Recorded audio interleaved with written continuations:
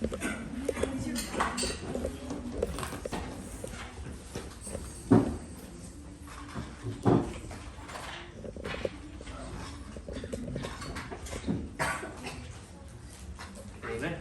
Good evening po sa ating lahat. Na-bless po ba kayo sa aming song offering? Amen. Amen. Again, thank you, James, for helping us. Siya po talaga yung nag-plan talaga.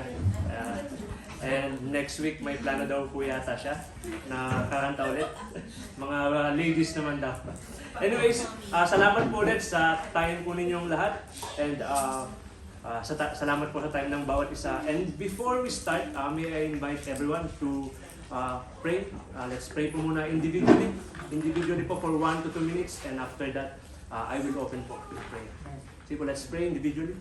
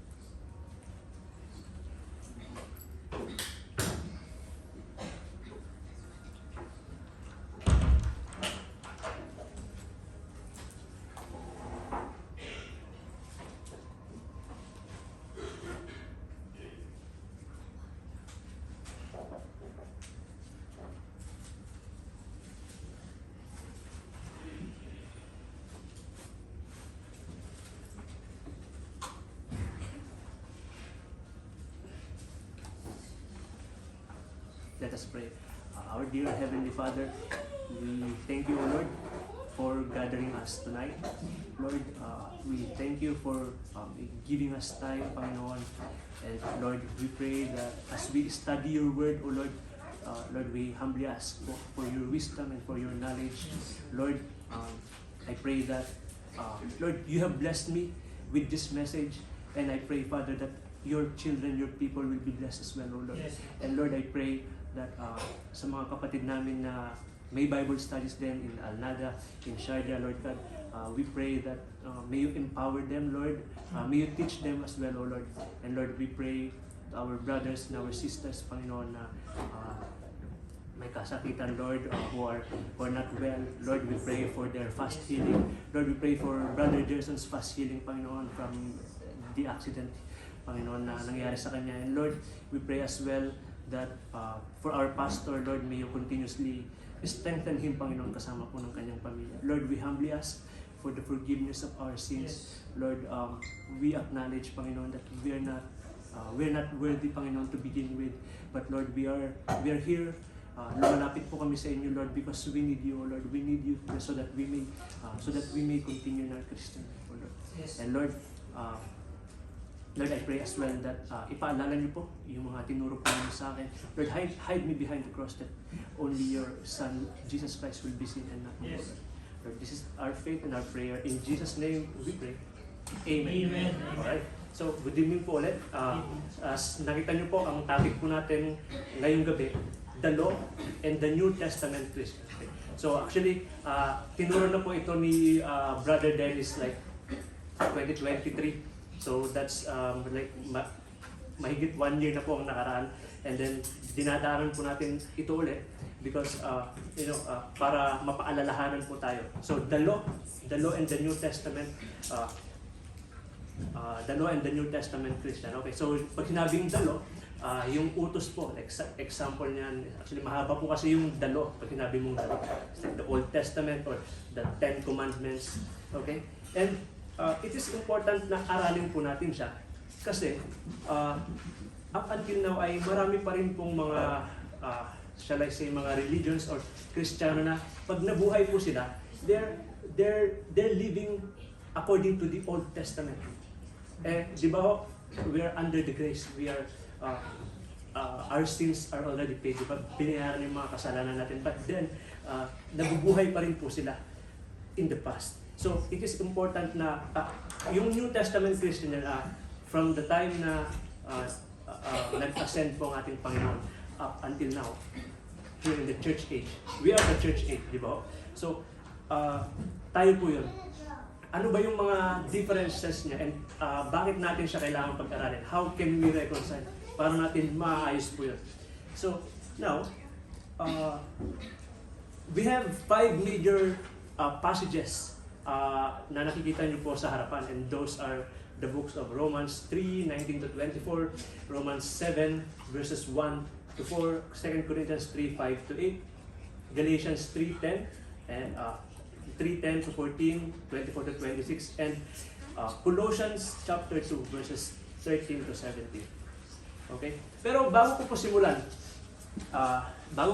ang ating preaching for tonight, let me give you a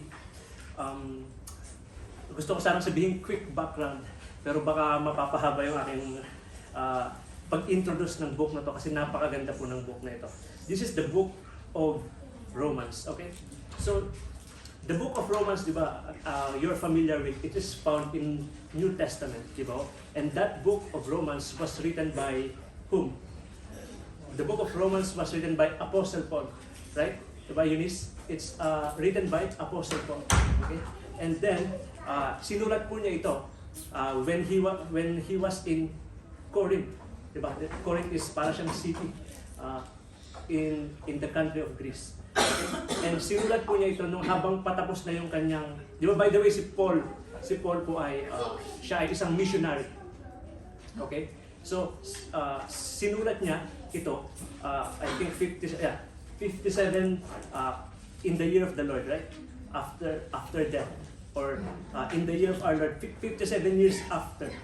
Okay? And you know, there's something about the book of Romans na pag binasa mo siya, it talks about yung like government, or it talks about the law, okay? So, the setup of the book of Romans is about like, it is a letter, by the way, di ba, yung Romans, and the setup of the book is like a court law, or like a Supreme Court, di ba? Kids, I have a question to you. Kids and teens. Who among you wants to become a lawyer someday? Sino gustong maging lawyer someday, maging abogado? Right?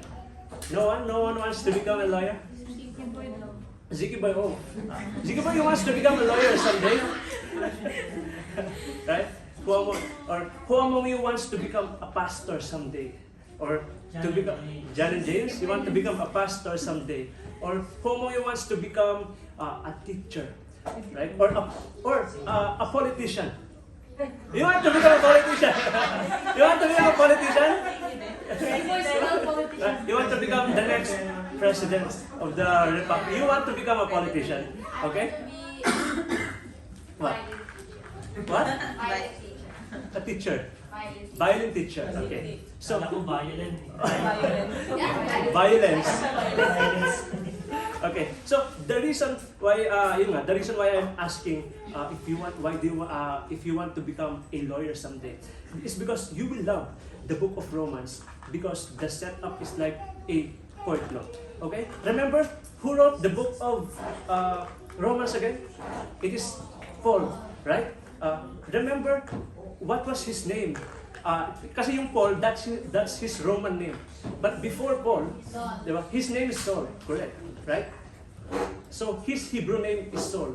And you know, did you know that Saul or Apostle Paul is a lawyer? And you know, when he was 13 years old, he was sent to Judea. Okay? He was sent to a mission, a seminary school, so that he can study the Jewish history. Okay? He studied the Old Testament. He studied the book of Psalms, right? The book of David. He knows the major prophets. Who are the major prophets? He knows Jeremiah, Ezekiel, Daniel, sino pa? Apat yun eh. Ezekiel, Jeremiah, Daniel, diba? And what else? He knows the minor prophets from Prophet Hosea to Prophet Malachi. Okay? So, ibig sabihin, he really knows the Old Testament. But you know, there's a problem with Saul. Do you know what's the problem? You know, the follower of the Lord Jesus Christ, okay, those genuine believers, when they hear about Paul, when they hear about Saul, they're afraid of Saul. Why? Because, again, Saul, he is a son of a Pharisee, teacher of the law. Therefore, Pharisee din siya, kasi anak siya ng Pharisee. And then, he is murdering Christians.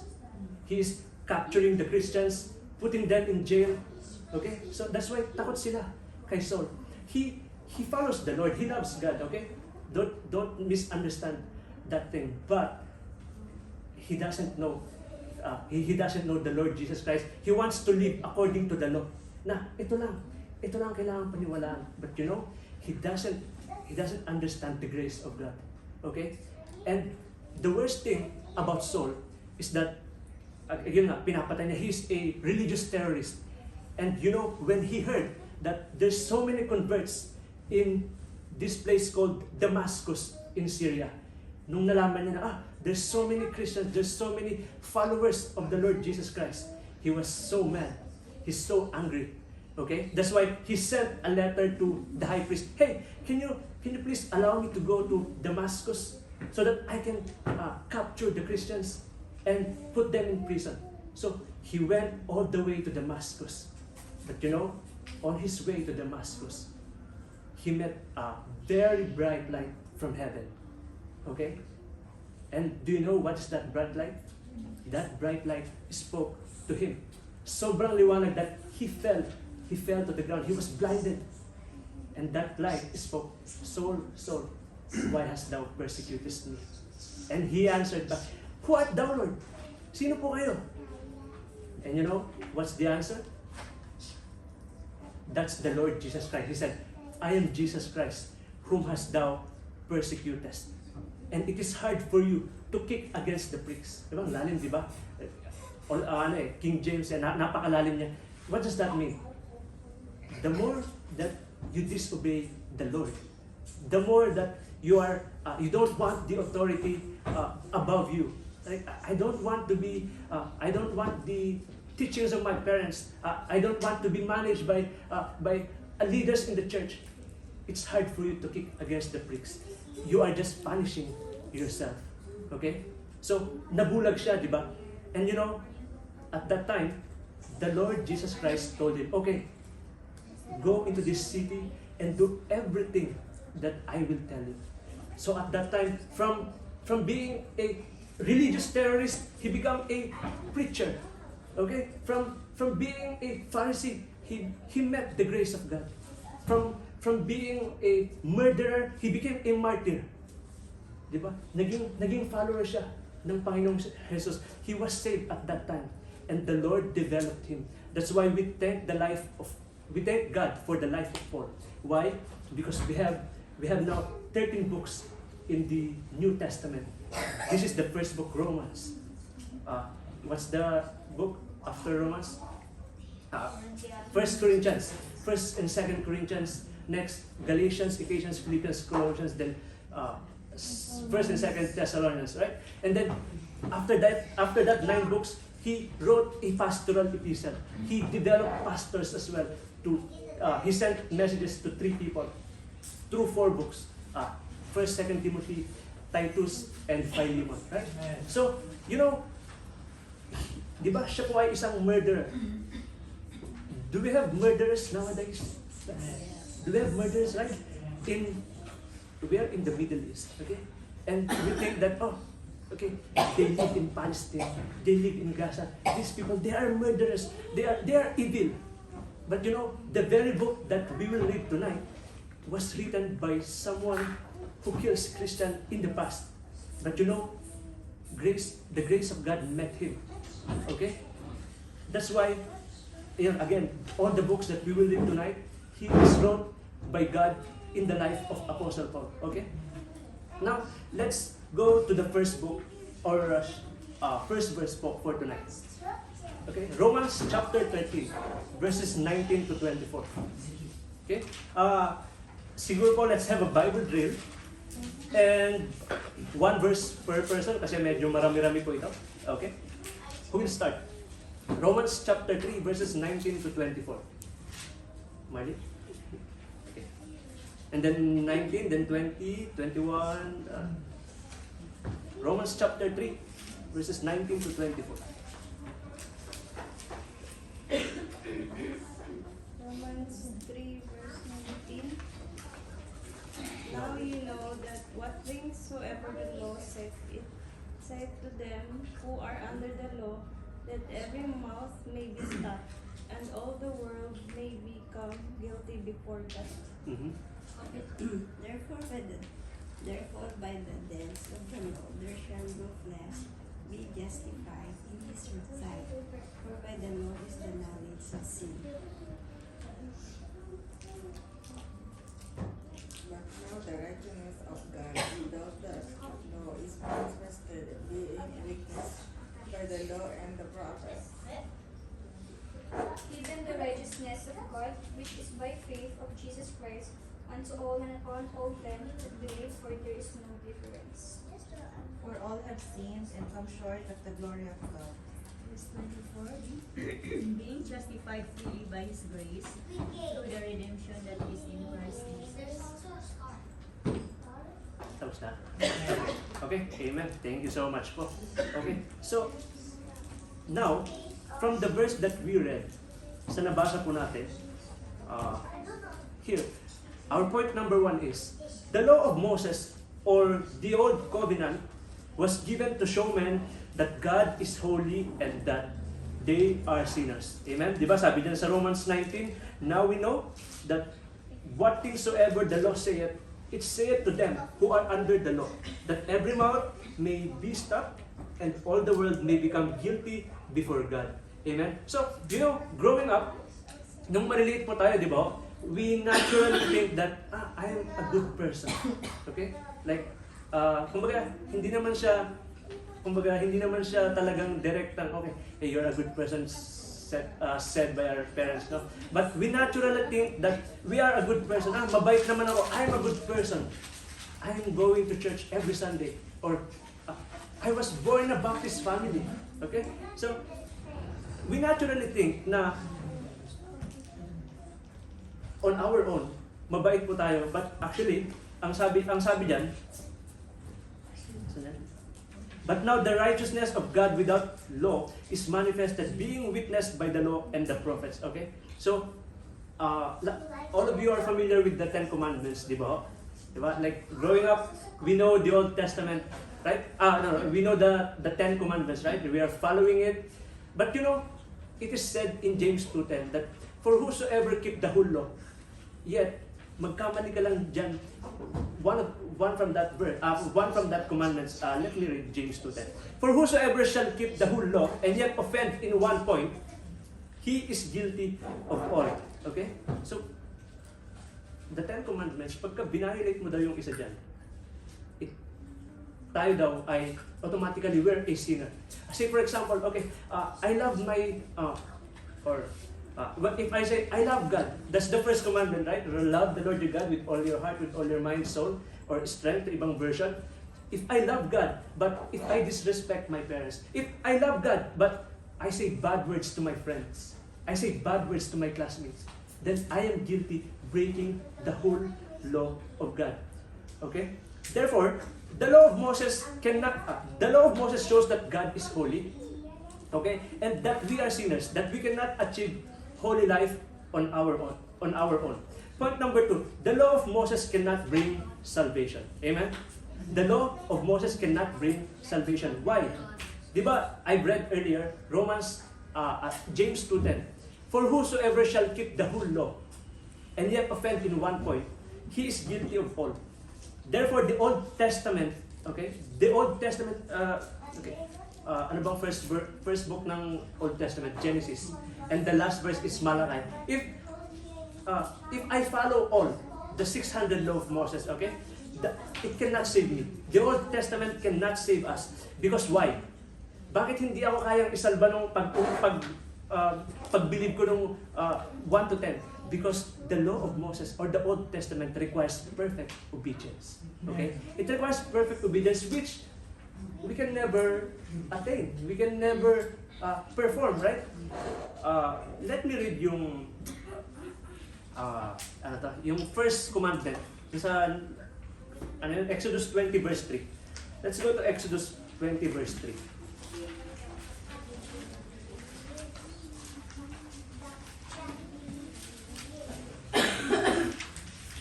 Exodus 20 verse 3. Can someone read, please? Exodus 20, verse 3. Thou shalt have no other gods before me. Amen. Thou shalt have no other gods before me. Okay? Is that true in our lives? Kids, do you have your own idols? You have idols? You look up to someone? You have an idol? Who's your idol? Lady. Who's that? Singer. Huh? Singer. Singer. Okay? So, growing up, like, we have idols. Syempre, naturally, it's like a person, right? Or you love this Korean group, okay? You love this Beanie group, there's sa mga ladies, right? Or you love this PBB housemates, right? You look up to them, okay? But, or what else? My achievement can also be a god, right? Whatever consumes my time, right? It can be an idol, right? Kaya, paulit-ulit sinasabi ng ating pastor, like your job or anything that comes higher than God in your life is an idol, okay? So, even if we follow the 10 commandments, it cannot save us, okay? Why it cannot save us? Again, because it requires perfect obedience. That's number 1. And our point number 3 here. Salvation is through faith in Jesus Christ. Amen? Okay, so salvation is through faith in Jesus Christ. So, you might ask, I can only be saved through faith in Jesus Christ. Okay? So, yun yung sabi ng Bible eh. Sa ano ba yung faith? Pananampalataya, right? So, that's the key word, right? Salvation is through faith in Jesus Christ. And, I have this, I keep hearing or reading this kind of question, actually sa ibang tao or even on online Facebook na sinasabi doon, kung masisave lang tayo through faith in Jesus Christ, paano po yung mga believers in the Old Testament? Okay? Paano, if masisave lang tayo through faith in Jesus Christ, how are those people in the Old Testament got saved? Diba? Paano sila na-save? Di ba wala pa naman si Jesus Christ dun sa New Testament? Well, actually, that kind of question is incorrect. Sabi, kung masisave lang tayo through Jesus Christ, paano yung mga nasa Old Testament? Again, that kind of question is incorrect. Why? Remember, wala nga ba talaga si Jesus Christ in the Old Testament? Actually, Jesus Christ is there in the Old Testament. Jesus Christ is in the infinity past. Perfect relationship, perfect fellowship with God the Father. Okay? And remember, ano nga yung character ni God? He is omniscient, He is omniscient, omnipotent, and yung ginagawa na ba? Omnipresent. Okay? Amen. Omnipresent, ibig sabihin, He is present everywhere. Remember, God is not bounded by time, space, and matter. Amen? Hindi siya nababox sa time. Say for example, this is time. Okay? And ito yung time, ito yung eternity. Eternity is napakalawak. And Jesus Christ is in eternity past. Okay? So, those people who believe there, in the Old Testament, kaya nga sabi dyan, di ba? Salvation is through faith in Jesus Christ, in God. That's why those people who believe in God, from the time of Adam to Abraham, Isaac, and Jacob, to King David, to Jesus Christ, okay? From our forefathers, yung mga lolo-lola ninyo, up until in the coming years, ang salvation po hindi po yan nababago. That is by faith in our God. Amen? Okay? Next, let us read this verse, Romans chapter 7, verses 1 to 4. Romans chapter 7, verses 1 to 4. Isa-isa po ulit. Who will read now? Romans chapter 7, verses 1 to 4. Mhm. There is therefore now no condemnation to them which are in Christ Jesus, Mhm. who walk not after the flesh, but after the Spirit. Mhm. Verse 2. 7:1. Chapter 7. Know ye not, brethren, for I speak to them that know the law, how that the law hath dominion over a man as long as he liveth. 1 to 4. Si Yunista. Ito. 2. Romans 7:12. For the woman which hath an husband is bound by the law to her husband, so long as he liveth. But if the husband he be dead, she is loosed from the law of her husband. Verse 3. So then if while her husband liveth, she be married to another man, she shall be called an adulterer. An adulteress. But if her husband be dead, she is free from that law, so that she is no adulteress, though she be married to another man. James. Brethren, ye also are become dead to the law by the body of Christ, that we should be married to another, even to him who is raised from the dead, that we should bring forth life unto God. Okay, amen. Thank you so much. So, in our point number 1, it says that the law is not the Christian's rule in life, di ba? Ang batas daw, the Old Testament is not the Christian us. It's not the rule, it's not our rule in life. Okay? Why? Because sabi sa verse na nabasa po natin, Jesus Christ is declared as what? As the husband. Okay? Husband and Lord of whom? Of the church. Therefore, we do not waste our time on activities that, okay, I want to be baptized so that I will be saved. Okay? Or I will not lie. Hindi ako magsisinungaling. I will not steal these things so that I will be saved. But no, we don't do any activities. Okay? It has nothing to do with us. We don't do any activities for us to be saved. Okay? And what is the opposite of law, by the way? Ano nga ulit ang opposite ng batas? Biblically speaking, it is grace. Okay? And what's the acronym meaning of grace? God's riches at Christ's expense. Okay? God's grace is called God's riches at Christ's expense. Or ano pa yung isa? Yung as defined by Pastor Johnny Lee, divine intervention, divine guidance, right? And what does it mean by divine? Divine is something that is spiritual. Amen? Pag sinabing divine, okay, it has nothing to do with us. It has something to do, everything with God. Amen? So, therefore, in point number 2, the law of Moses cannot condemn the believers. Again, the law of Moses, the previous covenant, the Old Testament, cannot condemn the believers, tayo, mga Kristiyano. Why? I want to share this very powerful verse in Romans 8:1. Romans chapter 8 verse 1, pakibasa nga po. Romans chapter 8 verse 1. And if you have 8 verse 1, there is therefore now no condemnation to them which are in Christ Jesus, who walk not after the flesh, but after the Spirit. Amen. Amen. So if you have a highlighter, you can highlight it. I-highlight niyo po yan because it's an absolute statement. It's a powerful statement given by God in Apostle Paul. Sabi niya, there is therefore now no condemnation to them which are in Christ Jesus, who walk not after the flesh, but after the Spirit. So, there's a conditional clause na sinabi po dyan. Who walk not after the flesh, but after the Spirit.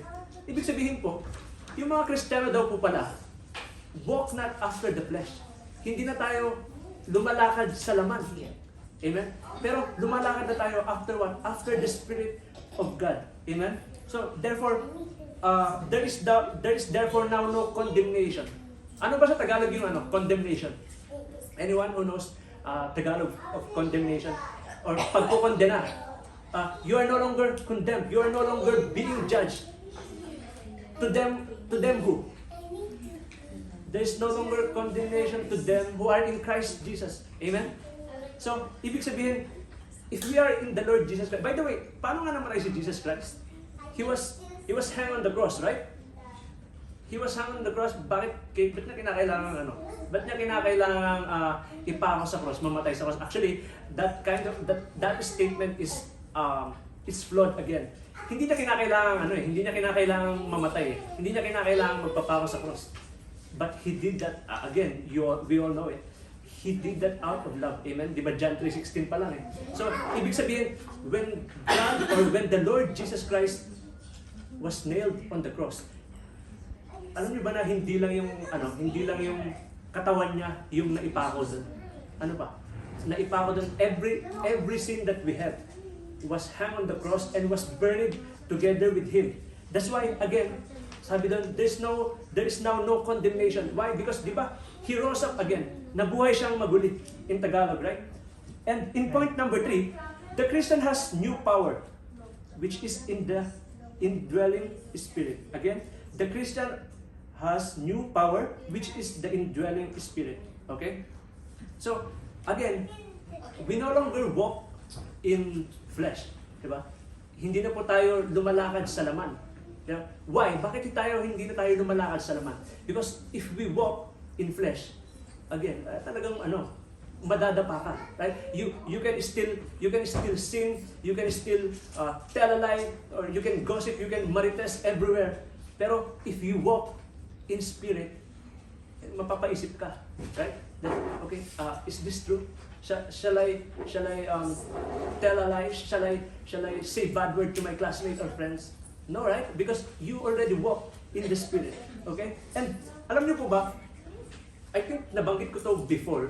Sabi doon, the just shall live by faith. And hanggang sa mamatay po tayo, until our final dying breath, until the amazing grace of God will take us home, we will live by faith in the Lord Jesus Christ. Amen? Let us go to our point number 3. 2 Corinthians chapter 3, 5 to 18. 2 Corinthians chapter 3, verses 5 to 18. So mahaba-haba po ito. So let's prepare ourselves. 2 Corinthians chapter 3, verse 5. Not that we are sufficient of ourselves to think anything as of ourselves, but our sufficiency is of God. Verse 6 po, Sister Joy.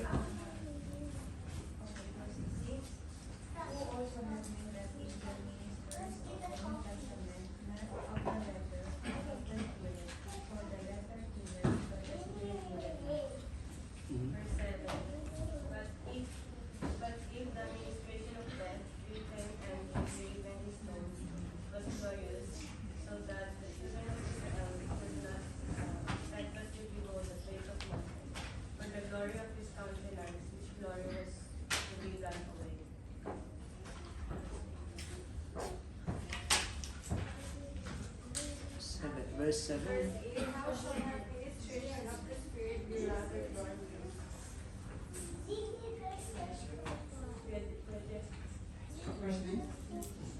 Verse 9. For if the ministration of condemnation be glory, is more than the ministration of righteousness exceeding glory. Or even that which was made glorious had no glory in themselves, or receiving glory. Verse 11. For if that which is done away was glorious, much more that which remaineth is glorious. Verse 12. Then that we have such hope, we use great eagerness. 13. And let us possess which put away over his face, the children of Israel could not fastly look to the end of that which is approached. 14. But their minds were blinded, for until this day remaineth the same veil taken away in the reading of the Old Testament, which veil is done away. But even unto this day, when Moses is read, the veil is upon their heart. Mhm. Nevertheless, when it shall turn to the Lord, the veil shall be taken away. Now the Lord is the Spirit, and where the Spirit of the Lord is, there is liberty. But we all, with open face, beholding as in a glass the glory of the Lord, are changed into the same image from glory to glory, even as by the Spirit of the Lord. Amen. Thank you so much po sa pagbabasa ng verse na yan. Amen. Okay, so point number 1, ang sabi diyan, the old covenant was the law of Moses. It was written and engraven in the stones, right? So that remember the 10 commandments, right? It is written and it is engraven in the stones, right? The 10 commandments. By the way, who wrote the 10 commandments in the stone? You have an idea? Who is it? Aaron or Moses? Moses? Who? Ano pa ibang sagot? I heard someone. It is God, no? So, by the way, the 10 Commandment was not written by Moses or Aaron. It was written by God Himself. Let's check Exodus 31, yung pinakahuling verse. Exodus 31, the final verse. Kung ano man, I think 18. Can someone read this? Exodus. And he gave unto Moses when he had made idols of commandment upon Mount Sinai, the two tables of testimony, tables of stone, written with the finger of God. Amen. Okay. So the 10 commandment was written by God Himself. Sabi diyan, written with the finger of God, and then inabot niya kay Moses. Amen. So actually, kung minsan naisip ko, bakit kaya sinulat niya, inalaw nila na isulat yun sa stone. Remember, sometimes, our heart is like the stones, right? Kung minsan, when someone gives you an order, or when someone wants, kung parang inutusan ka, sometimes our heart is like the stones, right? Sometimes, matigas siya. Sometimes we are stubborn to God. We don't listen to God.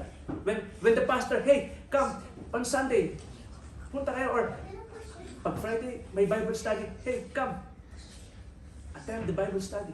Okay? Or pagka Wednesday, di ba, we have May Wednesday service po kasi kami, tita.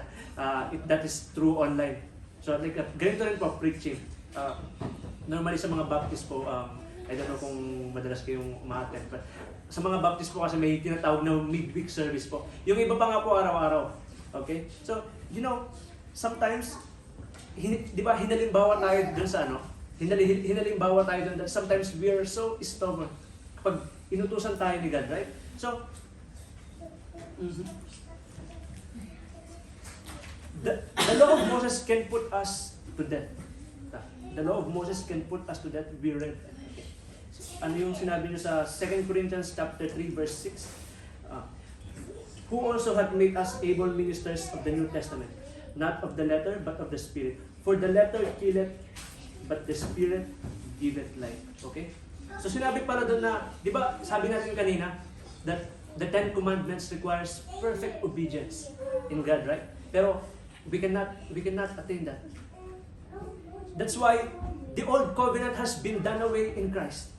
It is not our role in Christian life. You remember, right? Tinapos na po ng Panginoong Jesus yung, hindi niya tinanggal. Hindi niya tinanggal yung, okay, ito yung Old Testament, tinanggal niya.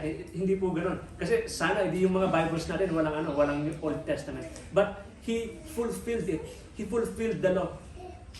Right? Remember, hindi natin kayang, we cannot attain, we cannot perform in perfect obedience. That's why God came into the picture. So probably you might ask, actually, di ba sinabi ko po kanina, we cannot be saved by following the 10 commandments, right?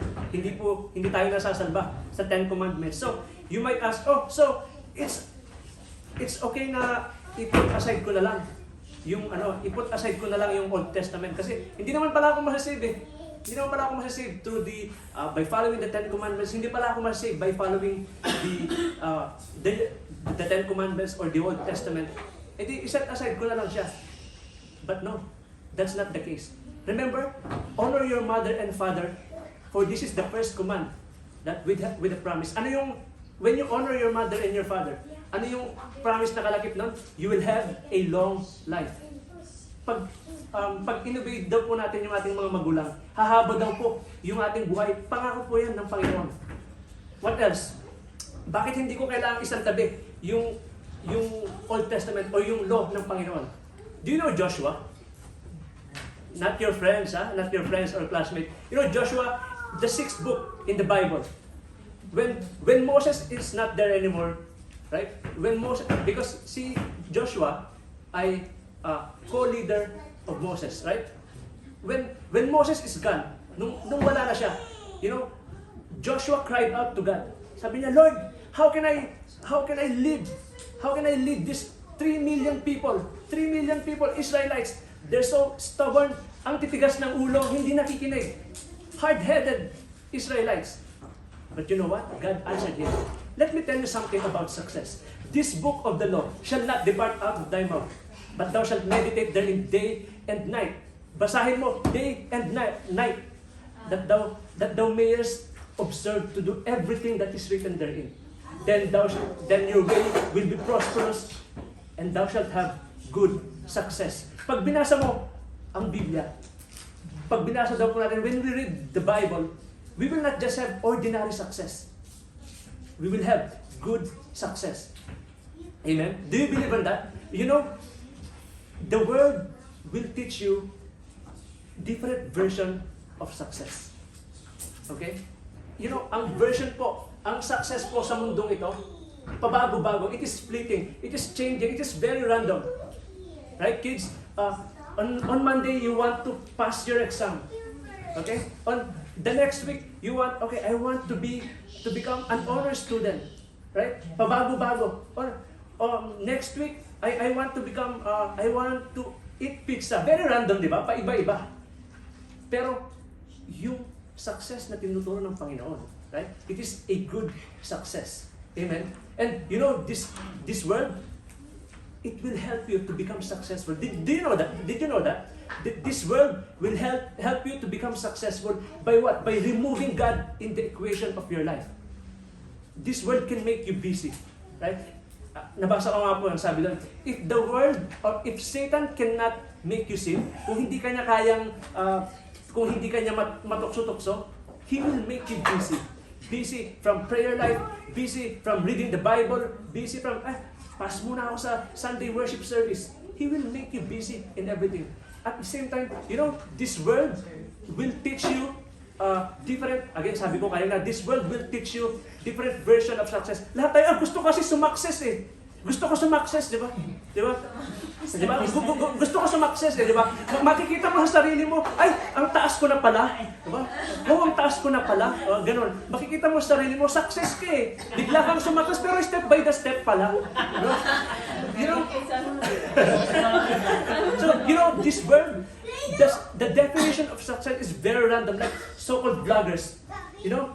There's so many people who wants to become a vlogger. But you know, if you're not careful with the words that you're saying, di ba? Ang dami pong vloggers ngayon, right? I know for sure, even yung mga matatanda po, I was surprised na even yung mga matatanda, they follow so many vloggers, right? But you know, sabi sa New Testament, I think it's in Matthew, one day, we shall become accountable to every word that we spoke, to every idle word, sa ibang version po ng Biblia, sabi doon, to every careless word na sinabi mo, pananagutan mo yan. Be it oral, be it in the comment section, di ba? In the politics, so many people are saying, ganito, ganyan. And then, they keep bashing everyone, right? Kasi, ngayon, ano bang mainit sa Pilipinas ngayon, di ba? Our previous president, and everyone is fighting, right? But you know, as Christians, we are not commanded to lean to the left. As Christians, we are not commanded to lean in the right, to the left, into the dilawan, or blue, or pink, or whatever color. Hindi po tayo kinumand na mag-stand sa political party. We are commanded to stand in the Word of God. Diba? Sabi, stand ye therefore. Diba? Stand ye therefore so that we can be able to parang ipagtanggol mo yung sarili mo to walk in the Christian life. Di ba? The Word of God is like a sword, right? It's an offensive, right? Pero yung ibang ano sabi dun sa can you go to Ephesians 6:10 please? Ephesians 6:10. Who's next in the reading po? Ephesians 6:10. Finally, my brethren, be strong in the Lord and in the power of His might. Pakituloy po, sorry. Finally, my brethren, be strong in the Lord and in the power of His might. Verse 11. 11. Having put on the whole armor of God, Hanggang 14 po yan.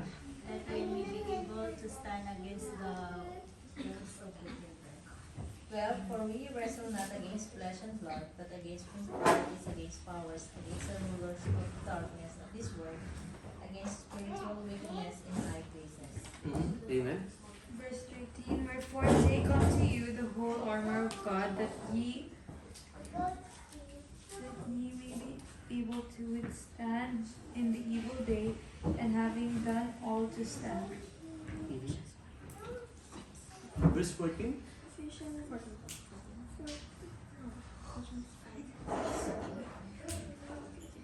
Stand therefore. Stand therefore, having your loins girt and about with truth, and having on the breastplate of righteousness. Amen.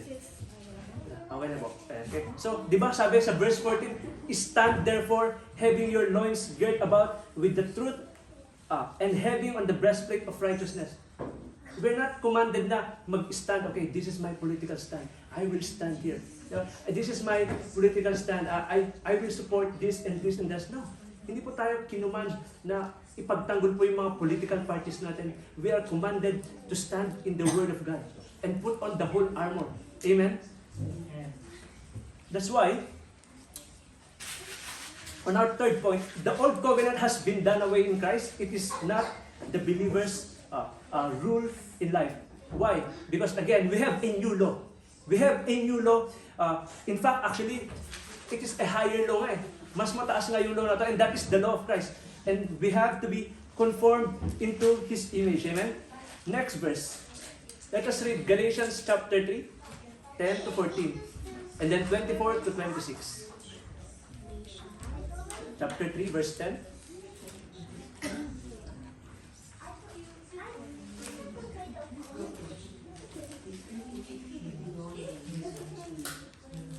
Sino na po? Galatians 3 verse 10? Galatians 3 verse 10, for as many as are of the works of the law are under the curse, for it is written, cursed is everyone that continueth not in all things which are written in the book of the law to do them. 11? 3:11. But that no man is justified by the law in the sight of God, it is evident, for the just shall live by faith. 12, and the law is not of faith, but the man that doeth them shall live in them. 13, Christ had redeemed us from the curse of the law, being made a curse for us, for it is written, cursed is everyone that hangeth on a tree. 14. 14 po. 3:14.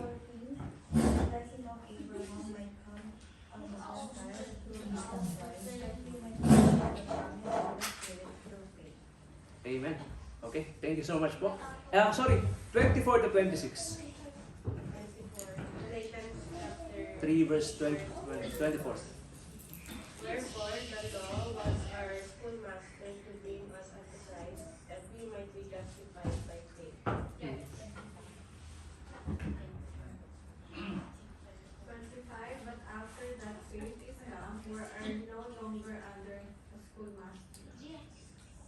26, for ye are all the children of God by faith in Christ Jesus. Amen. Okay, thank you so much po. Ano pong sabi sa first point natin sa verse na to? the law of Moses, again, or the old covenant, required perfect obedience in all things, right? So men therefore cannot be saved by it. So, hindi daw po tayo, again, di ba paulit-ulit ko pong sinasabi kanina that we cannot be saved by following the old covenant or the old law. So, therefore, Christ came into picture, right? Di ba? 2,000 years ago, Christ took the punishment demanded by the law. Again, bakit nga tayo hindi nasa-save? By following the law of Moses? Because it requires perfect obedience. That's why Christ came into the picture and He performed the perfect obedience. Diba? Kasi we cannot perform perfect obedience. Why? Kahit we've fallen short. Dahil makasalanan po tayo, right? Diba? By nature, makasalanan po tayo. That's why Christ came into the picture. And may verse na binasa si Early dyan eh. 25. Sabi dyan, but after that faith is come, we are no longer under a schoolmaster, right? So, kung may highlighter pa kayo, highlight niyo po yan. That we are no longer under a schoolmaster, amen? So, ibig sabihin po, the law of Moses is our schoolmaster that bring us into Christ. Kumbaga, yung Old Testament daw, it points us out patungo sa Panginoong Jesus that we might be justified by faith. So, by the way, do you know this song? His robes for mine. Do you know that song, right? His robes for mine. Right? Do you want me to sing it? No, just kidding. His robes for mine. His robes for mine. Di ba? Ang sabi doon. You don't know the song. You don't know the song? Just play it. His robes for mine, sabi doon, oh wonderful exchange, di ba? He, as though I, siya na para bang ako, accursed and left alone. I, as though he, embraced and welcome home, right? Ibig sabihin, the believer is not under the law. It's like a wonderful exchange. Diba? It means, so ano na yung bagong law natin? Our law is to be conformed to the Lord Jesus Christ, into His image, right? That's why sinabi doon, it's like a wonderful exchange. That we have to be conformed to the Lord Jesus Christ so that we can be saved. Amen? Amen. And next, let us go to Colossians chapter 2, verses 13 to 17. Colossians chapter 2, verses 13 to 17. Sino na pong next? 2:13. Ano yan?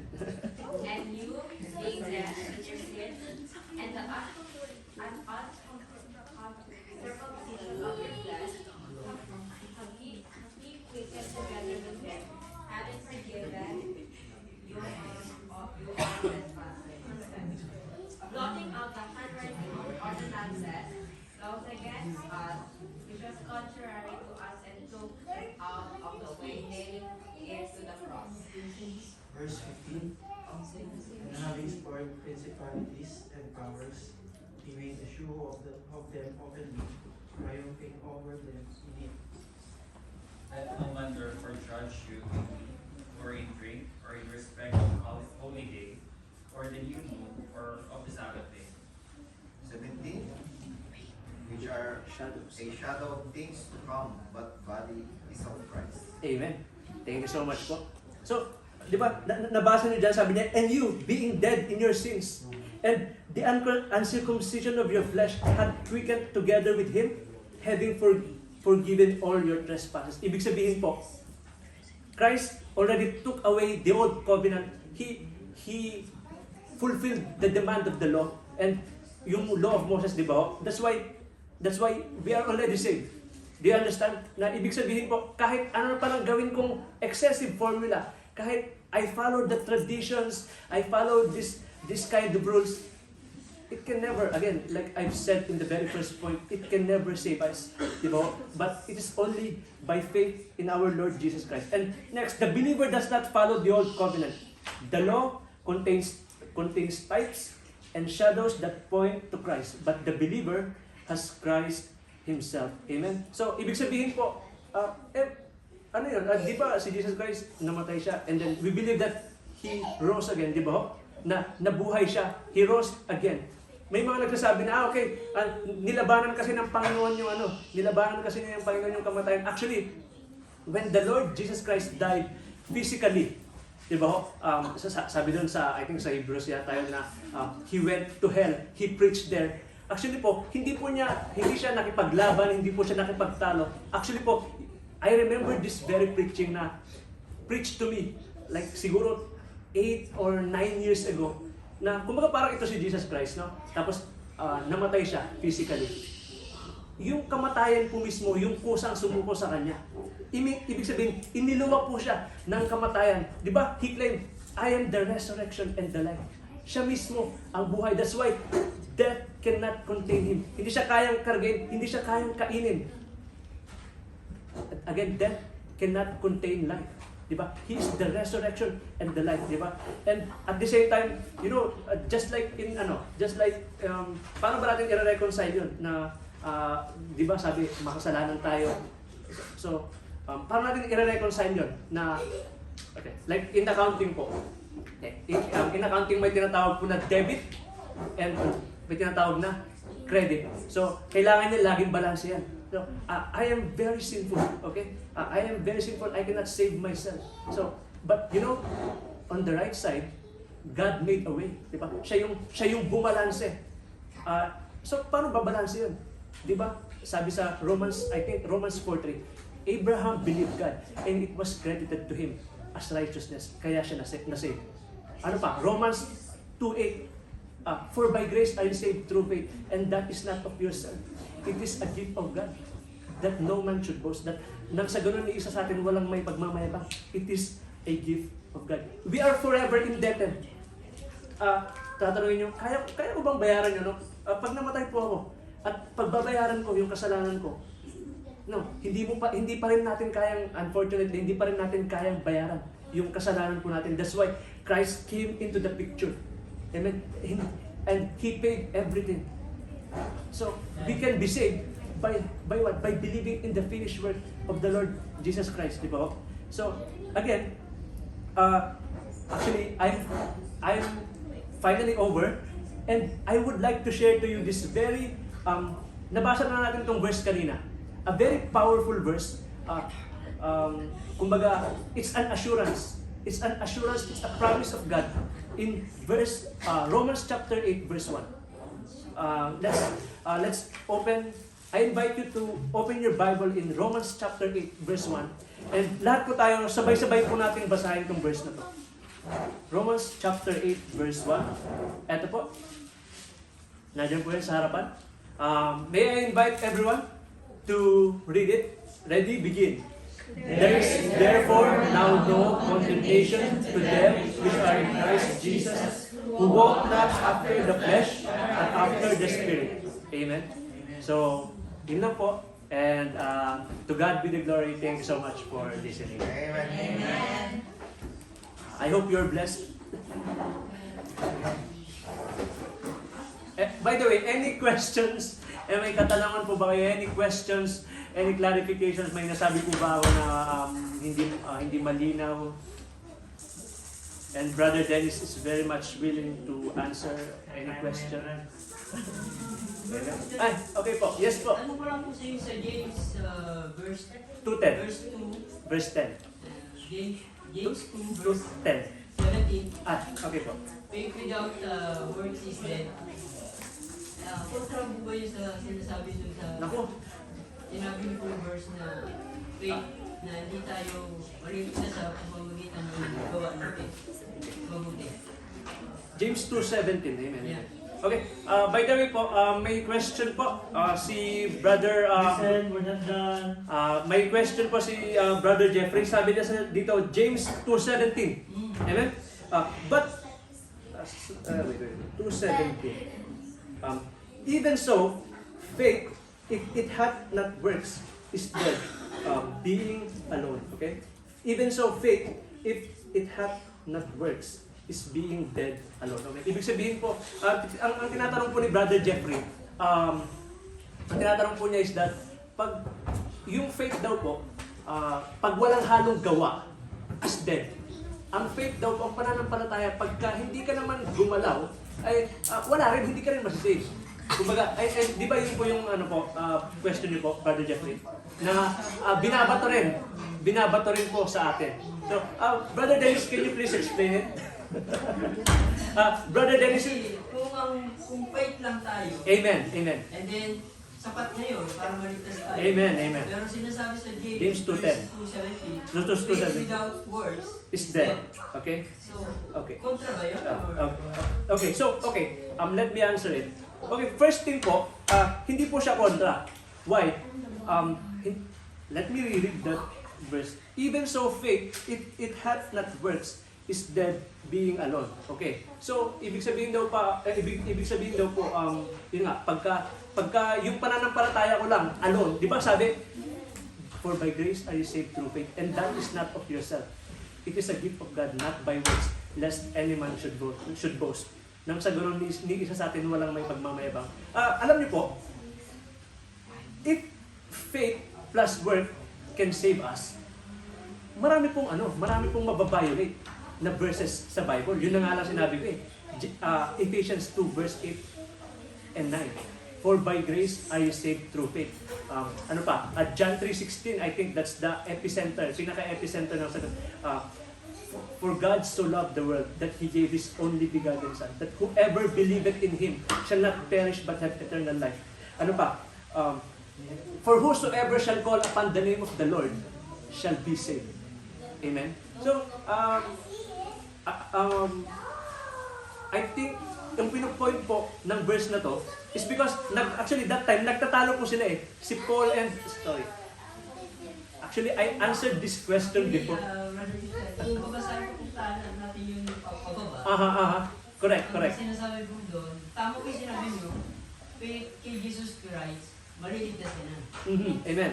Sinabi doon sa James 2:17, kung bababa pa tayo, yung Christian na, yung tao ko na sumampalataya na kay Jesus Christ, at talagang 100% may pananampalataya kay Jesus Christ. Dapat susunod po siya sa pautusan ni Jesus. Amen. Hindi na under the law. Hindi na under the law. Hindi na tayo walking on the flesh, we are walking in the Spirit because kapag tinanggap natin po si Jesus Christ, yung Holy Spirit po ng Diyos o Holy Spirit ng Panginoong Jesus ay isa sa atin. So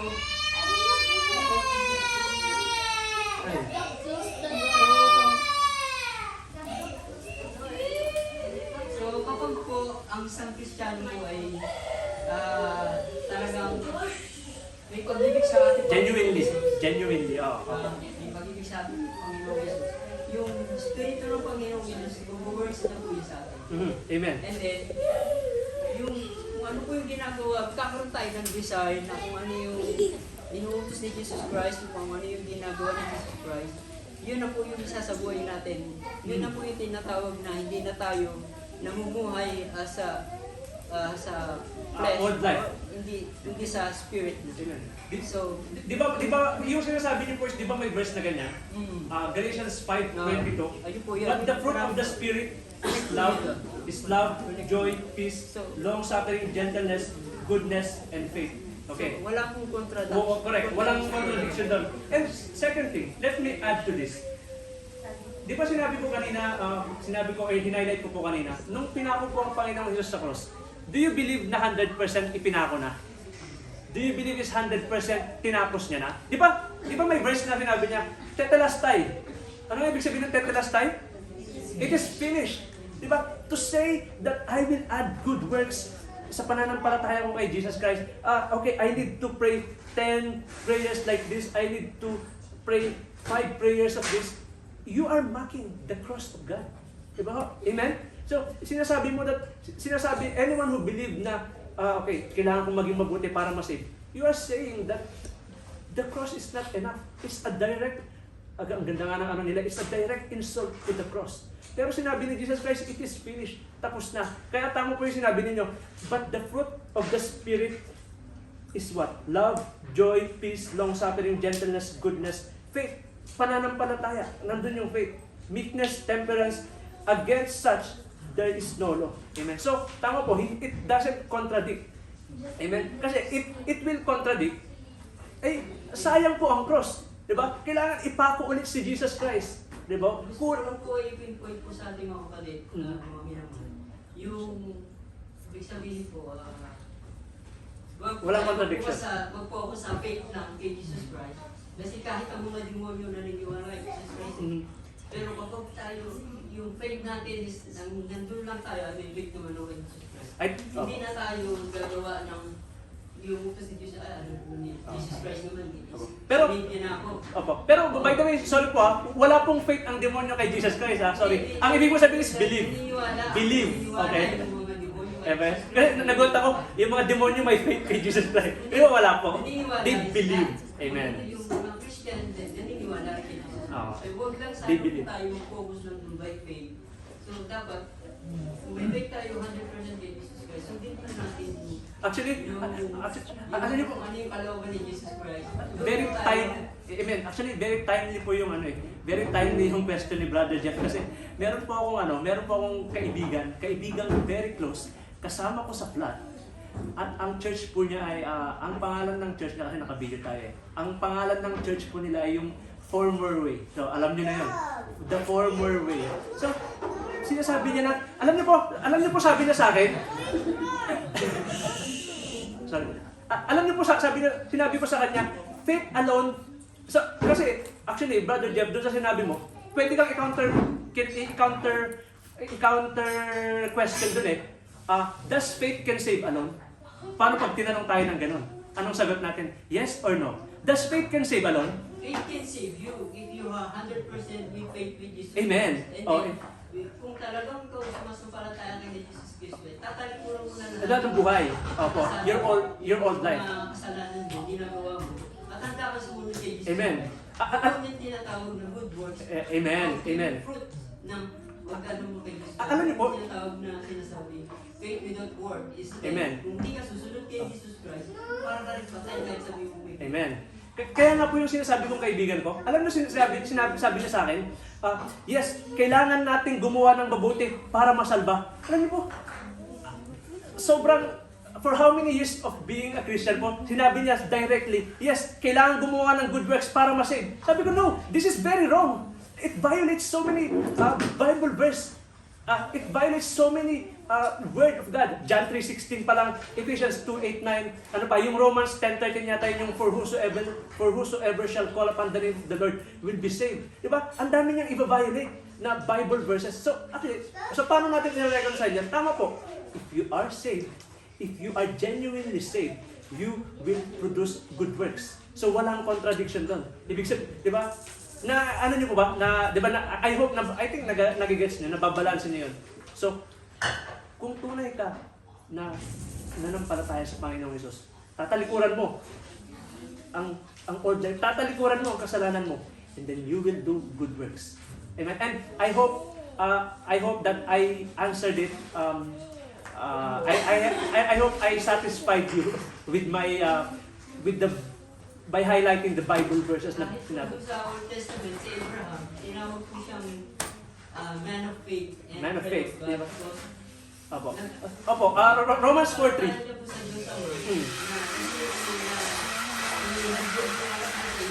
Ayun na. Amen. Amen. So, ano po yan?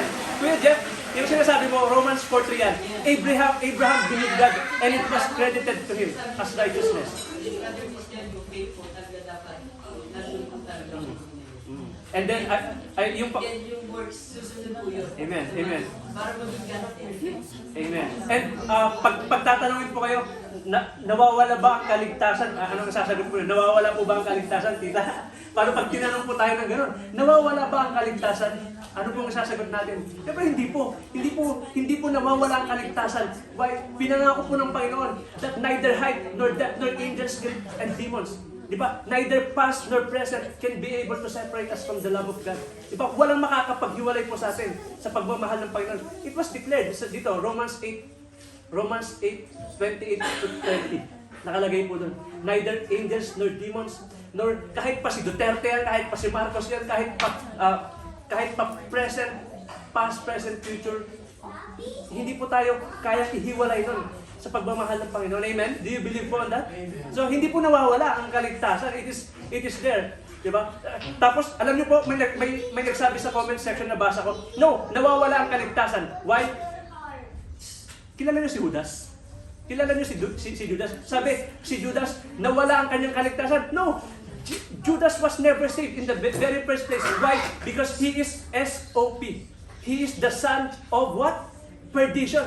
Diba? He is never saved in the very first place. Kahit na, ano ibig sabihin ng buhay ni Judas? Buhay ni Judas. Kahit na, kaharap mo na ang Panginoong Jesus, kasama mo in the ministry, kung hindi ka na nampalataya sa Kanya, wala din. Hindi ka talaga masisave. That's why, importante po yung word na faith. It's very, very much important. Right? Pag binasa niyo yung Hebrews 11, lahat yan, by faith. By faith, Abraham believed God. By faith, Moses believed God. Lahat po yan, puro by faith. Hanggang sa mamatay po tayo, I want you to remember this. Hanggang sa mamatay po tayo, everything is by faith. Brother Dennis, do you have something to... Okay, sige po. Salamat sa doon lang tayo sa para i-close natin yung ni Brother. Let the Bible answer yung question.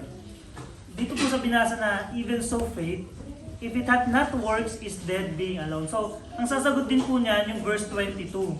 Basahin po natin yung verse 22 ha. James 2:22? Yes.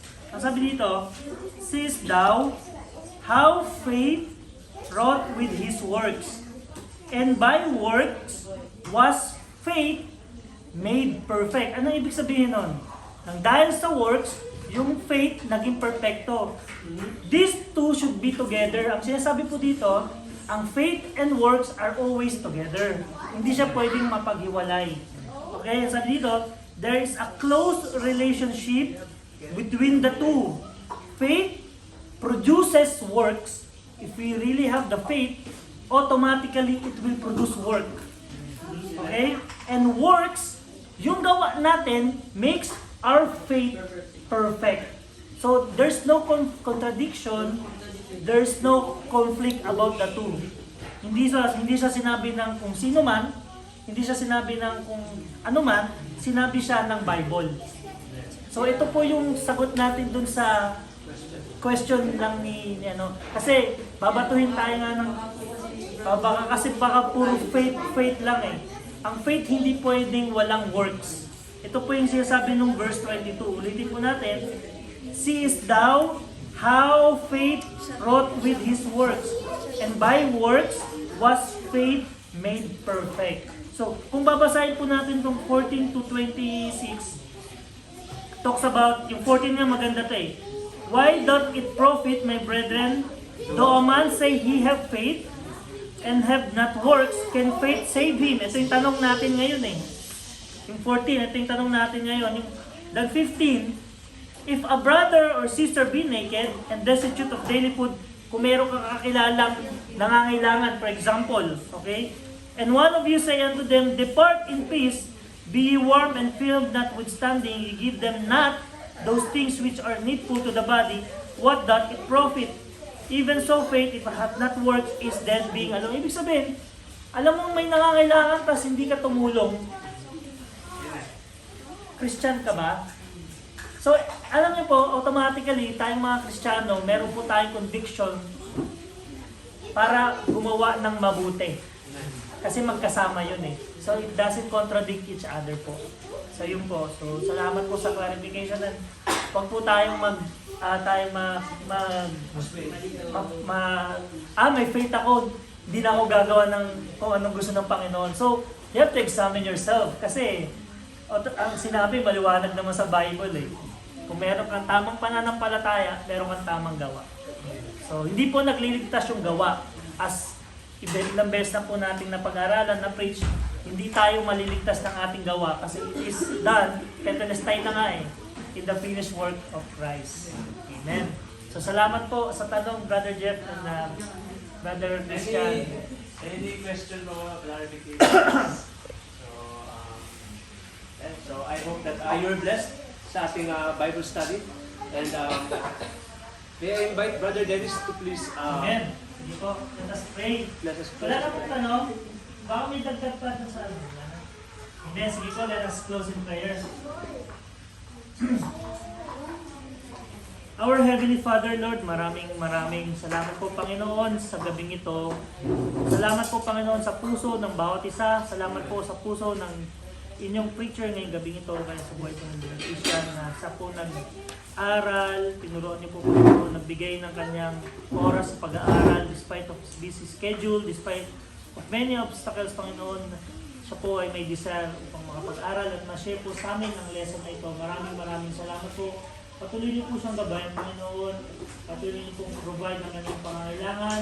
Desire niya sa pagtuturo, Panginoon. Thank you, Lord, for this gift. And you always protect him, O Lord, from all the references, from all the lessons that he is studying, Panginoon. And we continue nurture him, O Lord, to share the word to each and every one of us, O Lord. And thank you, Lord, sa buhay po ng bawat isa na nakinig, na handa pong matuto, Panginoon. Salamat po sa mga time na ipinagkaloob niyo po sa bawat isa, sa kalakasan, Panginoon, at kami po ay narinig natin dito. At patuloy nga po kami naglalakad, Panginoon, sa gusto ninyo. And thank you, Lord, sa privilege na makasama po sa inyong gawain through this whole Bible study. Dasal po namin, Panginoon, ay patuloy niyo kaming gabayan, maglayo, Panginoon, sa mga pag-ihinder sa amin sa inyong gawain, Panginoon. Kung meron po sa aming kalagitnaan ang nalilito, alam po namin na wala po na isa sa amin ang makapagpakaliwanag, kundi only by the work of the Holy Spirit, Panginoon. Mangusap po kayo sa buhay ng bawat isa. Bigyan niyo po kami ng wisdom na maunawaan namin ang aming mga katanungan sa aming isipan, Panginoon. At bigyan niyo po kami ng saya na nagmumula lang sa inyong Panginoon at contentment, Panginoon. And we pray na magkasama-sama po muli kami sa worship service sa darating na Sunday. At ihanda niyo po kami, Panginoon, spiritually, physically, at mentally, Panginoon. Salamat po, Panginoon, sa pagkain na aming pagsasaluhan ngayong gabing ito. I-bless niyo po ang kamay na naganda. I-bless niyo po ang pagkain at maging nourishment po ito sa pangatawan ng bawat isa.